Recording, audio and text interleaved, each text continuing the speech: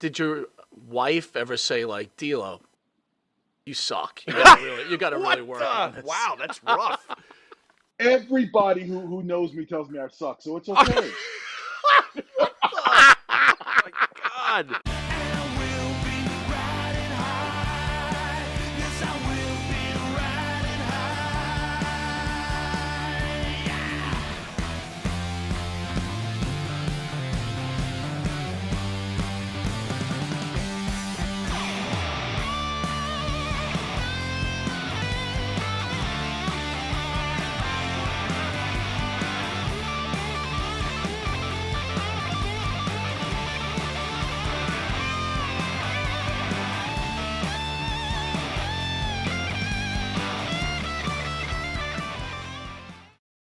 All right, welcome back to Long Island's #1 pro wrestling broadcast, Monte The Pharaoh, seen only here out of the great indie music TV, straight out of Long Island.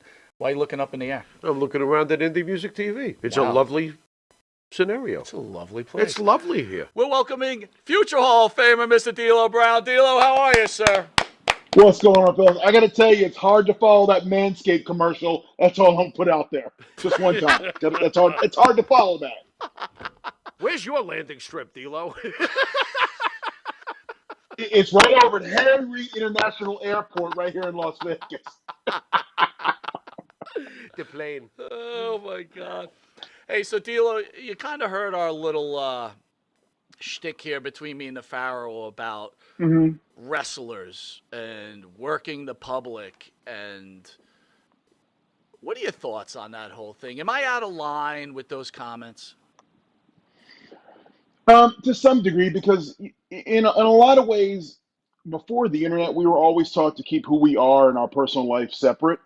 And then now it's more accessible. And to me, I like keeping my anonymity of who I am. Now, I don't try to work people. I don't try to pretend I'm something I'm not. But also, we talked about bad guys in this industry, and I think it's unfair because, yes, there are some bad apples in this business, but I think they're the vocal minority, and then we all get a bad rap because of the handful of guys do idiotic things. Sure, I can see that. D'Lo, I got to tell you, I really enjoyed your work as an announcer back in the day with Impact. Any chance you could go back to that at some point, doing announcing again? I really enjoy doing it, and there have been some discussions about doing some other stuff. I still do some color commentating out here on the West Coast for, like FSW, or there's a company in Colorado called Rocky Mountain Pro that I do some work for. Sure. So I enjoy talking. I love talking. People tell me I got a good voice for it. I frankly can't stand hearing the sound of my own voice, but I love talking about wrestling. Did you used to practice your promos in the mirror for a guy who doesn't like the sound of his own voice? Were you forced to? Hell yes. That's what Okay. you're supposed to do. I in the rearview mirror of my car while driving on the highways, Awesome. in my bathroom, screaming as soon as I get out of the shower. You got to practice your promos. You got to practice the way to talk. If you can't talk, you can't be in pro wrestling. Did your wife ever say like, "D'Lo, you suck. You gotta really work on this"? Wow, that's rough. Everybody who knows me tells me I suck, so it's okay. Oh my God. That is rough. Well, I don't think you suck. I was just taking my personal experience, because anytime I do something, my wife makes sure she goes out of the way to tell me how I suck at it, no matter what it is, cutting the lawn or whatever. Normally you suck is code phrase for shut the hell up. I don't want to hear you talk. Wow. Dropping some knowledge. No wonder you wore a chest So, protector. Oh, my Lord.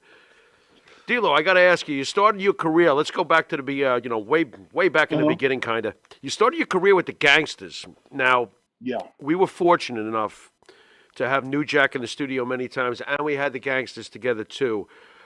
To me, very disturbing that New Jack passed away so young. Can you share thoughts and your relationship with New Jack for the audience?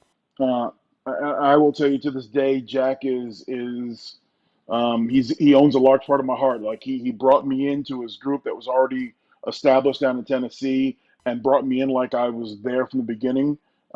Anytime I needed advice or anything, Jack was always there. To this day, I'm friends with Jack's wife.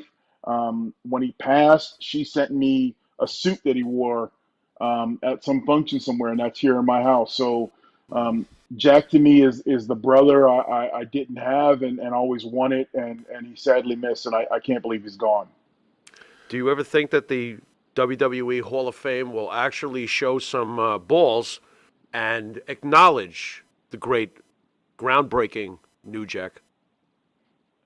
I would love that because if you can put a guy like Abdullah Butcher in who really never wrestled for the WWE, if you can put him in or the Great Muda, Jack was a revolutionary promo. He was as real as it gets. Oh He yeah. was cutting edge, and he changed the way people looked at wrestlers and the realism of what wrestling is. So for me, he owns a spot in the Hall of Fame.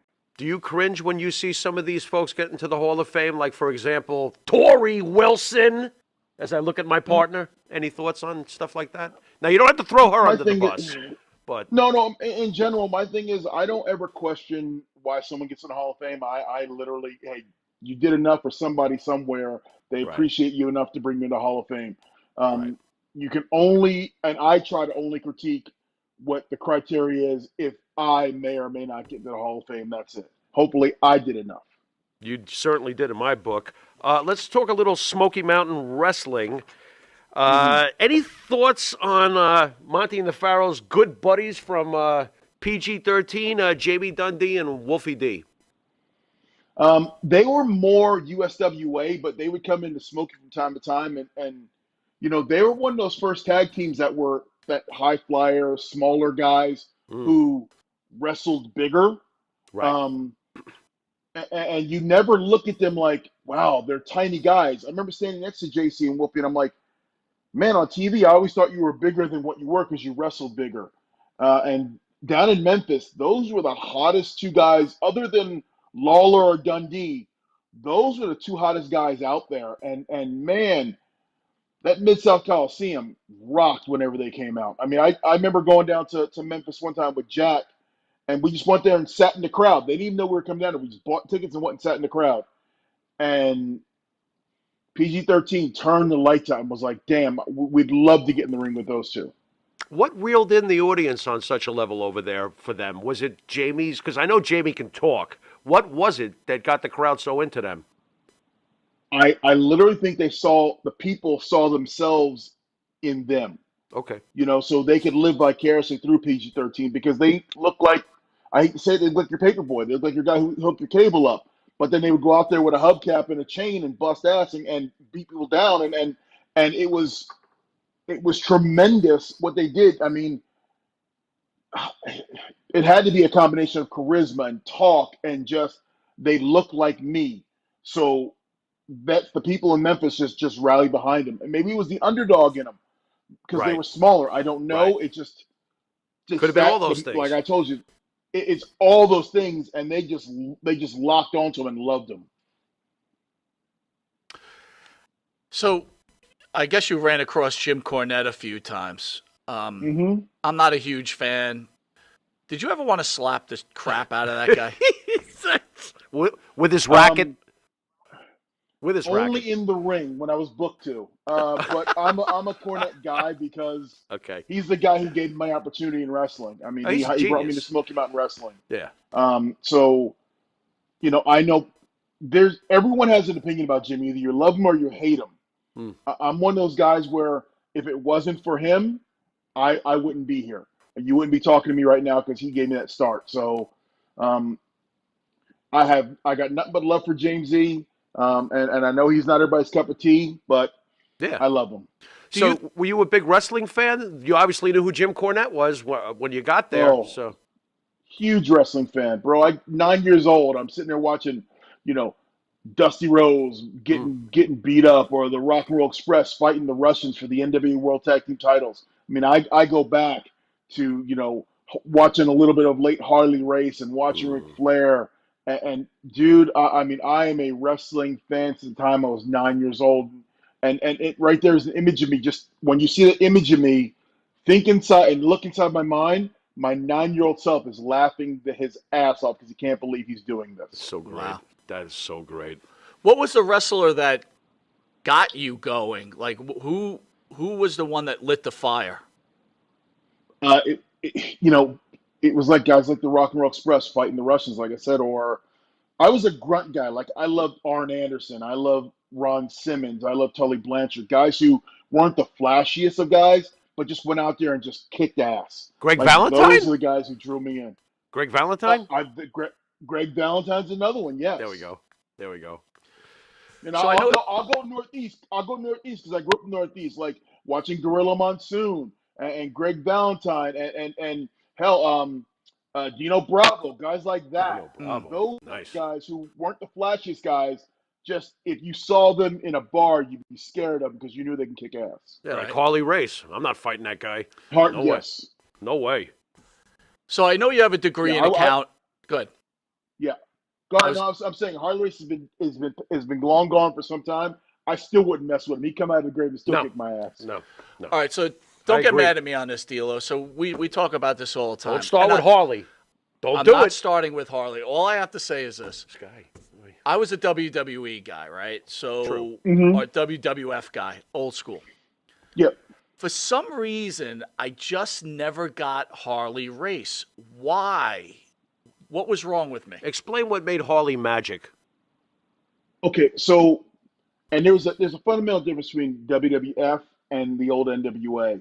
And WWF was glitz and glamour and showtime, where NWA was, you know, bingo halls and just fights. And Harley was a fighter. He wasn't the most glamorous or spectacular or charismatic. And that's why I don't think he really translated to the Northeast and to the WWF crowd as well as he did with the NWA crowd, which they expected that bar fight mentality. Interesting. King Harley Race got booed pretty heavily, though. He did a good job when Vince asked him to. King Harley did because he was a character at that point. He wasn't Right. just Harley Race. Right. When it's just Harley Race, the white guy with the curly fro, and just going out there and wrestling in a pair of tights. That's not the most exciting of wrestlers in terms of charisma. And then you go to the King Harley, it's a whole different character. Right. So let me ask you this. Becoming a wrestling fan, back in the day, there wasn't a lot of black wrestlers. How does a black man get intrigued with pro wrestling when the majority of the wrestlers are white? When I first started wrestling or started watching wrestling, it never even came into my forefront of there's a lot of white guys there or some black guys. And then I saw a guy like Ron Simmons. And then it dawned on me there's a guy who looks like me who's out there winning and not just getting beat up like Rocky King or, Coco Beware. Right. Right. So then I thought, there's a guy I could be like. And if he can do it, why couldn't I do it? And then you start just watching it, and color to me goes out the window when you're watching the art of wrestling and the entertainment of wrestling. It's just fun, and I just fell in love with it. It was literally the thing I wanted to do since the time I was 9 years old. Love it. So I know you have a degree in accounting, but can you tell me what it was like telling your parents, "Hey, mom and dad, I'm not going to be an accountant. I'm going to be a pro wrestler." Oh boy. So it was not the easiest thing to do because I was always taught education was a thing, and it is, and it still is to this day. I just could not sit in a cubicle with a suit and tie on. I was an athlete from the time I could walk. And I wanted to explore what I was going to do. And I remember leaving my job. I worked there in New York City for a Fortune 500 company. I remember taking 2 week leave of absence. I remember driving down from New York City to Morristown, Tennessee. I never went back on those 2 weeks. I never went back for my 2 week absence. Did you frog splash your laptop on the way out the door? I threw it in the Delaware River. Wow. With that belt Austin tossed in the river. Excellent. Right there next to it, bro. Right next Where do you think they got the idea from? There you go. That's good. What? And Is your mom calling you like, what are you doing right now? Um, I'll just say it like this: I was not very encouraged. I Oh was man. called every negative word in the planet. I was told I was going to fail. Um, I was a moron. I was an idiot. What am I thinking? I'm throwing my life down the drain. And a year later, those same people were asking for tickets to the Philadelphia Spectrum. So I Yeah, think I did all right. I was going to say, did you send them your tax return after your first big paychecks from W? Yeah, I'm an accountant. I can Uh, do my taxes too. What do you think of that? I, I, I let them know that th- their opinions were there, but they weren't needed and they weren't appreciated. All right, let's talk WWE with the Nation Yeah. of Oh, yeah. Domination, which, by the way, should be inducted into the Hall of Fame. How did that angle all come about, the Nation? That's a Ron Simmons idea from minute one, and Ron was languishing around as Farouk with the blue helmet and the Spartacan outfit, and he took some time off, and he'd come back and pitch the idea of a militant group, and then that's when they started assembling the cast. They brought in Crush and Savio and PG-13 and Clarence Mason, and then it was about surrounding Ron with as many good guys as possible. And then fortunately, I got brought into the mix as in January '97 as the bump guy because they had all these guys that were wearing suits. And I don't know if you know, but back when the Nation first started, it was Clarence Mason and a bunch of brothers wearing suits. Well, those were all Clarence's fraternity brothers. So none of them were trained wrestlers. So here you are, you got this heel group getting all this heat on baby faces, and Ron can't be touched because he's the top guy. Savio and Crush can't be touched because they're like the top tag team for the group. So bring in Take a Bump D'Lo so I can take all the heat and the people can get even with me. D'Lo bump? Take a Bump D'Lo. Montreal screw job. Ooh. Mm-hmm. Work? Was it a work? I think it was a work. I always thought it was a work. Nice. It's very funny that there was a camera crew just happened to be filming Brett that weekend. He's got a Um, point. I mean, there was too many like I saw Vince after it happened in the parking lot, and he didn't look too worse for wear. The next day, he had a black eye. Now, hey, a black eye does swell up overnight, but Yeah, it does. Minute. What? Unbelievable. The next day, ow! yeah. So Wow. I was in that locker room dressing, and I found it weird that they cleared the locker room, and then 2 minutes later, Vince comes staggering out. It is what it is. And I then think it was work. But Bret Hart goes away for like 13 years. That's part of the work, though. That's what always confused Because me. they were getting the money. But No. good. that part I can't figure that part of the work out. Thank you, because that confuses me. Well, I kind of think that maybe Vince couldn't afford his contract and got him a better contract because he had loyalty to him.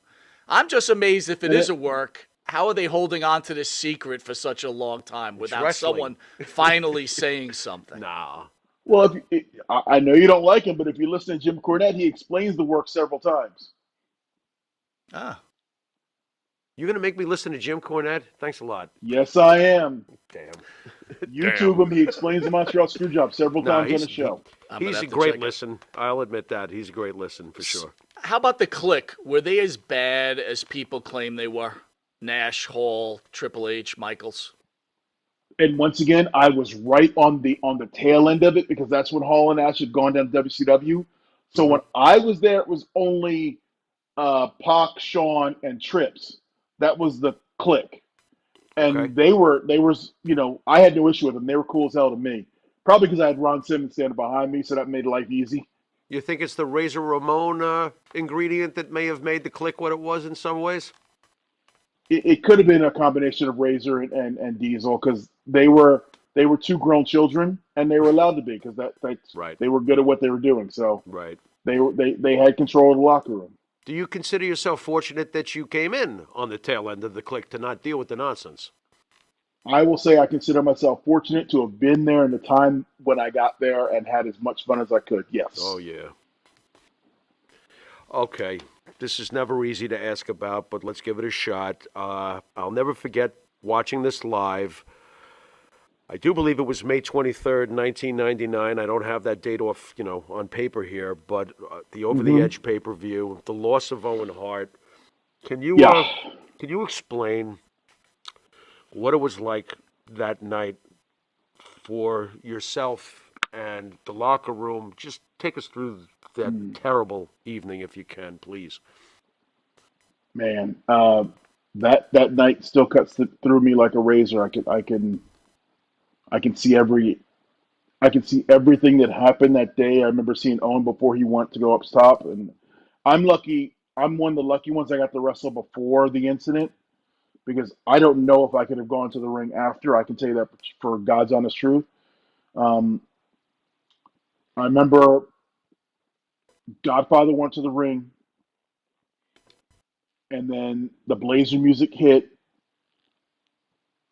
and next thing I know, King comes running in the back because I hear the crowd gasp, and I don't know what happened. And I remember King running in the back, and he was white as a ghost. And the only thing he said was, I think he's dead."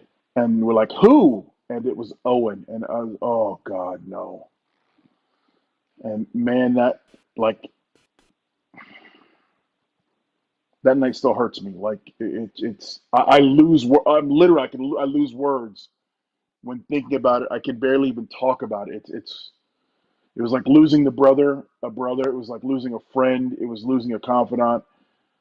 It was losing the heartbeat of the locker room because the locker room was never the same afterwards. Take me through Vince McMahon. How quickly did he react once this happened, and how quickly did he switch into a leadership role, or was he already in one right at that terrible moment? Within seconds, Vince had to take control because that's his ship. He's the captain, and within seconds, he had to make a rough decision because people are like, "How did you keep going on?" No one had ever been through anything like that before, so it was unprecedented territory. Vince did the best he could do.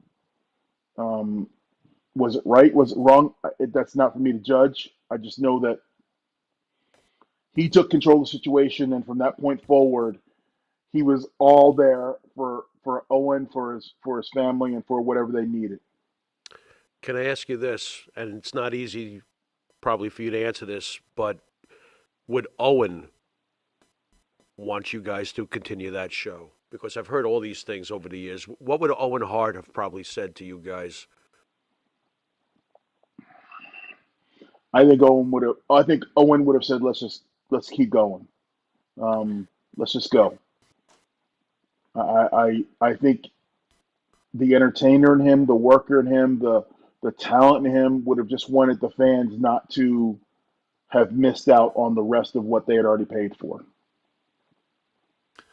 Was there a meeting the night after with you guys to discuss the tragedy? And what was Yeah, said? we talked about it, and then we were told that we were all going to fly to Calgary because the funeral happened within 4 or 5 days. So we literally we flew home. It was Kansas City, then St. Louis. Flew home, packed a bag, and next thing we were all on the flights to Calgary. Like within 48 hours, we were all headed towards Calgary for the wake and for all the other everything else that went with it. When the Golly. show was decided to continue, was there anybody that was very loud against continuing? Not that I remember. I think everyone was just somber.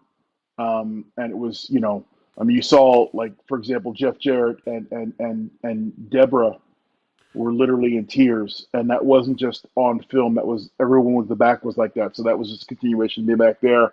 I don't remember anyone, and it's all real, that part's a blur. I don't remember anyone saying, let's stop this, let's stop this. It was kind of like just more of what the hell's going on kind of thing. How does it Mm. make you feel all these years later when you hear people with heavy opinions as to how could they continue? Does that anger you? Like you weren't there? Why don't you just shut your little keyboard fingers? I mean, My thing is, you weren't there, you weren't in the moment, and I don't know anyone out there who's critiquing it who's made a multi-million-dollar decision to continue or not to continue within seconds. And I don't know many people out there who have that ability to make that decision. Um, So here's the thing: is if you weren't there, then just let's just keep our opinions to ourselves at this point. That's fair enough. So when you see something like Dark Side of the Ring, does that bother you? That they start pointing fingers of things should have been done differently? Digging up the dirt. Uh, you're going to get two sides to every story. I focus on Dark Side of the Ring when they're talking about Owen and his life and times, as opposed to they could have done this differently, or this rigging company should have done that. I like focusing on what I like to remember about Owen is his smile, his practical jokes, and his laugh, and his life, and that's where I just stop right there.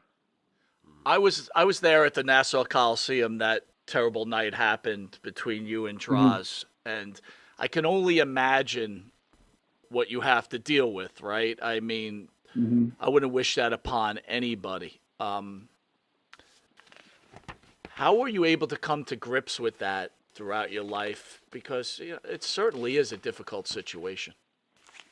Well, I mean, it was hard. In fact, I quit wrestling. Like I was done. I literally went home and got on my couch and called Jim Ross, said I quit. I'm done. I can't do this anymore. And then luckily he gave me a little time to sit and think. And then talking with Draws and visiting with Draws, and then having Jim Ross call me and tell me it's like playing football. I mean, we all go into this knowing that it's not ballet and something can happen. And unfortunately, it happened then. And the funny thing about it, Draws and I have watched it back together, and we still can't figure out what went wrong that night. We had done the running power bomb 100 times on shows all around the country, never an issue. And that one night, just something went wrong.